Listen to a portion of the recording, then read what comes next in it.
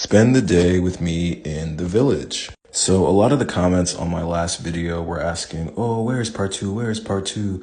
And I was honestly kind of confused. You know, I said travel with me to the village and I've traveled. So which one is part two now? But I said, let me just throw some things together and try to give y'all a glimpse into how we spend our time in the village. So a lot of our time is spent walking from compound to compound, as you saw there, and eating delicious food, as you see right here. This agusi was absolutely bussin'. I've probably eaten agusi no less than 6 times since I've been here. No regrets. So in the village, pretty much we eat and our parents have meetings where they discuss God knows what. And we spend a whole bunch of time, honestly, the bulk of our time, sitting around. And that's honestly what I love so much about the village, is how the simplest things can feel so fun in a new environment.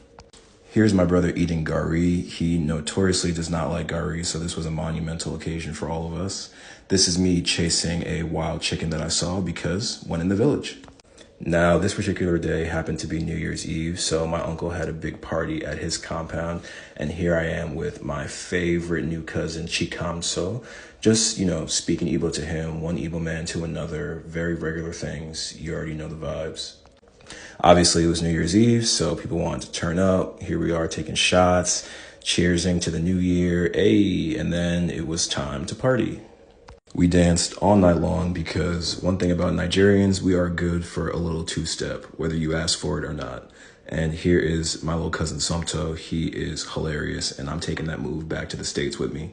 So this is when things took a very slight turn, not for the worse, thank God. But what you see here is my cousins playing with something called a knockout, which is basically just like a little handheld firecracker. I didn't really know this about myself, but I discovered this evening that I am not a fan of pyrotechnics.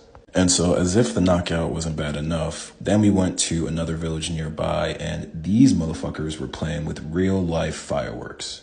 I don't know when I turned into an uncle. I like to think that I'm usually with the shits, but I was not happy about this. Maybe I'm friends with too many doctors and have heard too many horror stories, but I feel like it only takes one accident for this to no longer be fun for anyone. And so I politely voiced my concerns. My brother said that I was killing the vibe for everyone, but he also threw his knockout at a generator and almost burned down the whole village. So I wasn't really trying to hear that. Anyway, then we went home. Bye.